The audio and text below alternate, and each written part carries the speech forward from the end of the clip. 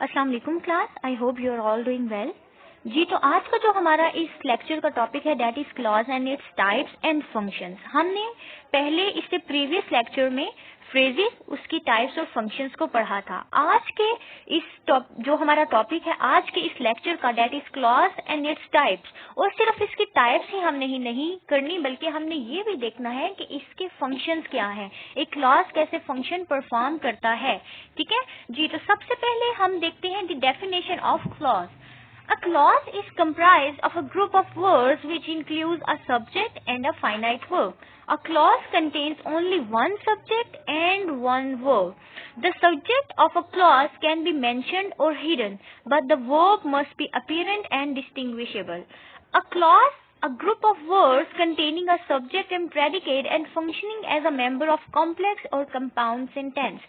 जी, जब हम बेटा क्लॉज की बात करते हैं कि क्लॉज होता क्या है, तो क्लॉज सिर्फ एक वर्ड नहीं होता बल्कि it is a group of words, यानी बहुत कुछ जो है वर्ड्स मिलकर क्लॉज बनाते हैं जिसके अंदर एक सब्जेक्ट मौजूद होता है और एक फाइनाइट वर्ब भी मौजूद होता है। जी, तो जब हम क्लॉज की बात करते हैं तो इसके अंदर एक ही जो है वो सब्जेक्ट मौजूद होता है और इसके अंदर एक ही वर्ब मौजूद होता है। जब हमने फ्रेज की बात की थी, जब हमने फ्रेजेस की बात की थी तो हमने ये देखा था कि फ्रेजेस के अंदर जो है वो वर्ब मौजूद नहीं होता, लेकिन एक क्लॉज के अंदर सब्जेक्ट भी मौजूद होता है और वर्ब भी मौजूद होता है। बाज़ औक़ात जो हम क्लॉज के अंदर सब्जेक्ट देखते हैं वो मेंशन होते हैं और बाज़ औक़ात ये हिडन होते हैं, ये छुपे हुए होते हैं। ठीक है, बाज़ औक़ात अपीयर होते हैं और बाज़ औक़ात अपीयर नहीं होते, यानी जो एक सेंटेंस के अंदर जो क्लॉज है, जिस क्लॉज की हम बात कर रहे हैं बेटा, क्लॉज के अंदर बाज़ औक़ात जिस तरह मैंने बताया था कि एक कंप्लीट सेंटेंस जो है जरूरी नहीं कि उसके अंदर ऑब्जेक्ट मौजूद हो, बाज़ औक़ात सिर्फ एक सब्जेक्ट और प्रेडिकेट मिलकर एक कंप्लीट सेंटेंस बना लेते हैं। इसी तरह क्लॉज के अंदर बाज़ औक़ात सब्जेक्ट जो है वो मौजूद होता है और बाज़ औक़ात जो सब्जेक्ट है वो छुपा हुआ होता है, लेकिन जो वर्ब है वो हर सूरत मस्ट अपीयर होगा और जो है वर्ब हम लोगों को समझ भी आएगी कि ये क्लॉज के अंदर जो वर्ड्स इस्तेमाल किए गए हैं इसमें एक्शन जो शो कर रहा है वो वर्ड क्या है, वो वर्ब है। ठीक है, उसके बाद क्लॉज की सिंपल सी बात कि आपने याद रखना है कि it is a group of word that is containing a subject और predicate and it is functioning as a member of complex और कंपाउंड सेंटेंस। जी, हम लोगों ने सेंटेंस और सेंटेंस की टाइप्स पढ़ी थी जिसके अंदर हमने कॉम्प्लेक्स और कंपाउंड सेंटेंस को पढ़ा था कि कंपाउंड सेंटेंस कौन से होते हैं और कॉम्प्लेक्स सेंटेंस कौन से होते हैं। तो जब हम क्लॉज की बात करते हैं तो क्लॉज जो है कॉम्प्लेक्स और कंपाउंड सेंटेंस के मेंबर के तौर पर एक्ट करता है। जिस तरह हम यहाँ पर एग्जाम्पल देखेंगे तो एग्जाम्पल में लिखा हुआ है आई ग्रेजुएटेड लास्ट ईयर, ये पूरे का पूरा एक प्रॉपर क्लॉज है, यानी वन क्लॉज सेंटेंस है और ये अपना मीनिंग जो है वो कन्वे कर रहा है। ठीक है, I graduated last year, when I came here I saw him. अब बेटा इसमें टू क्लॉजेस मौजूद हैं। व्हेन आई केम हियर, जब आप यहाँ तक पढ़ते हो it is a group of word, इस केम हियर, केम क्या है बेटा, ये एक वर्ब है जो एक्शन शो कर रहा है। ठीक है, और यहाँ पर सब्जेक्ट कौन है, आई। ठीक है, व्हेन आई केम हियर, ये अपना जो है जब मैं यहाँ पर आया, ये देखें यहाँ पर जो है ये एक क्लॉज है जो अपना मीनिंग दे रहा है। आई सॉ हिम, मैंने उसको देखा था। ठीक है, ये अब यहाँ पर हमारे पास टू क्लॉज है जिसमें दो, अब आप एक क्लॉज में देख सकते हैं कि एक क्लॉज के अंदर एक वर्ब मौजूद है व्हेन आई केम हियर, यहाँ पर केम जो है एक वर्ब है और जब हम दूसरा क्लॉज देखते हैं आई सॉ हिम, तो जो सॉ है देखना, ये भी एक एक्शन है बेटा। तो ये हो गए हमारे पास टू क्लॉजेस। इसके बाद जब हम थर्ड एग्जाम्पल में आएंगे, when I came here I saw him and he greeted me. ठीक है, वो मुझे मिला। इस I came here, when I came here, जब मैं यहाँ पर आया मैंने उसको देखा था एंड वो मुझे मिला था। ठीक है, जिसमें हमारे पास थ्री क्लॉजेस मौजूद हैं। व्हेन आई केम हियर, यहाँ पर बेटा ये एक क्लॉज है, I saw him, it is the second one, and he greeted me, this is the third one, the third clause। आप देख सकते हैं कि थर्ड क्लास जो है ये तीनों एक कॉम्प्लेक्स और कंपाउंड सेंटेंस के तौर पर जो है एक्ट कर रहे हैं। ये जो है क्लॉजेस कॉम्प्लेक्स और कंपाउंड सेंटेंस का मेंबर है।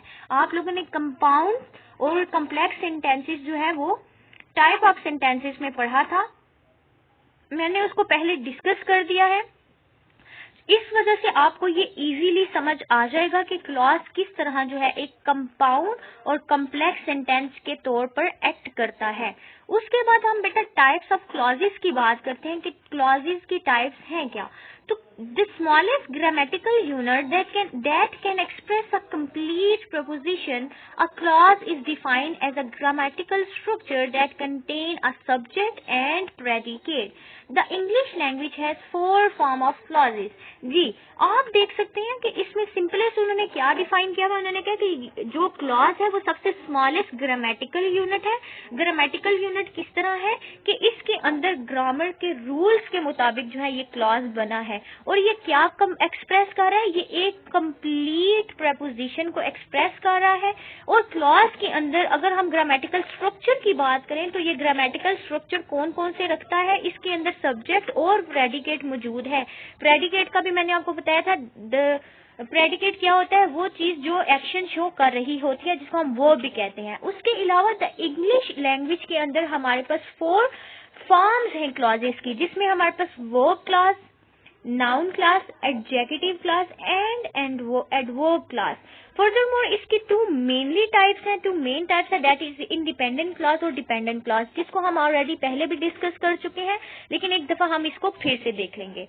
अच्छा जी, सबसे पहले हम देखते हैं इंडिपेंडेंट क्लॉज क्या होता है। An independent clause function on its own to make a meaningful sentence and looks much like a regular sentence. जी, इंडिपेंडेंट क्लॉज क्या होता है, ये खुद ही जो है कंप्लीट इन इटसेल्फ होता है, यानी ये खुद कंप्लीट होता है और पूरे का पूरा थॉट कन्वे करता है, पूरे का पूरा मीनिंग कन्वे करता है। ये एक मीनिंगफुल सेंटेंस होता है जो खुद जो है एक प्रॉपर थॉट या एक प्रॉपर जो है आइडिया को कन्वे करता है। In a sentence the 2 independent clause can be connected by the coordinators. अच्छा, जब हम बात करते हैं कि 2 इंडिपेंडेंट क्लॉज, उनको हम किस तरह अटैच कर सकते हैं, उनको हम किस तरह जोड़ सकते हैं, उनको किस तरह हम आपस में कनेक्ट कर सकते हैं, तो बेटा हम इनको कनेक्ट करते हैं थ्रू द कोऑर्डिनेटर्स। और कोऑर्डिनेटर्स हमारे पास कौन कौन से होते हैं, जो यहाँ पर मैंने ऑलरेडी मेंशन किए हुए हैं। कोऑर्डिनेटर है एंड, बट, सो, और, नॉर, फॉर और येट। ये हमारे कोऑर्डिनेटर्स हैं जिनके थ्रू हम क्या करते हैं, 2 इंडिपेंडेंट क्लॉज, वो वाले क्लॉजेस जिसमें दोनों के दोनों क्लॉजेस खुद अपने मीनिंग कन्वे कर सकते हैं। जब हमने 2 इंडिपेंडेंट क्लॉजेस को जोड़ना होता है तो हम ये वाले कोऑर्डिनेटर्स का इस्तेमाल कर लेते हैं। अगर हम एग्जाम्पल देखें, he is a wise man, ये हमारे पास एक इंडिपेंडेंट क्लॉज है जो अपना मीनिंग पूरा कर रहा है कि he is a wise man and I like him. बेटा आई लाइक हिम में भी अगर आप देखो तो इसमें भी अपना पूरा मीनिंग कन्वे हो रहा है। हमें किसी दूसरे सेंटेंस की और किसी वर्ड की जरूरत नहीं है कि वो इसके साथ अटैच्ड होकर इसका मीनिंग कन्वे करे। मैं उसको पसंद करता हूँ या करती हूँ। बेटा आई लाइक हिम में क्या है कि पूरे का पूरा एक मीनिंग कन्वे हो रहा है, पूरे का पूरा आइडिया कन्वे हो रहा है। अच्छा जी, do it please, can you do it, do it please. अब इसमें क्या है, इसमें डू इट प्लीज, अब ये किसको कहा जा रहा है, ये नेक्स्ट पर्सन को कहा जा रहा है कि क्या तुम ये कर सकते हो, प्लीज ये करो। ठीक है, अब इसमें हम सेकंड पर्सन को जो है वो मुहातिब कर रहे हैं, उसको एड्रेस कर रहे हैं, लेकिन इसके अंदर जो सब्जेक्ट है वो हिडन है। जिस तरह मैंने बात की थी कि क्लॉज के अंदर बाजू का सब्जेक्ट जो है वो अपीयर होता है और बाजू का सब्जेक्ट जो है वो हिडन है। कैन यू डू इट, क्या तुम ये कर सकते हो, ऊपर वाला सेंटेंस है उसमें सब्जेक्ट जो है वो शो हो रहा है। कैन यू डू इट, क्या तुम ये कर सकते हो, यानी मैं या कोई दूसरा, हम किसी दूसरे पर्सन से बात कर रहे हैं और उससे पूछ रहे हैं, तो वो सब्जेक्ट जो है वो यहाँ पर अपीयर है। लेकिन जब हम इस सेंटेंस की बात करें, डू इट प्लीज, प्लीज ये कर लो, प्लीज ये करो, तो इसमें सब्जेक्ट यू जो है, यानी जो ऊपर वाले सेंटेंस में can you do it, you का जो वर्ड था, जो यू सब्जेक्ट था, यहाँ पर सब्जेक्ट जो है वो हिडन है, यहाँ पर सब्जेक्ट शो नहीं हो रहा।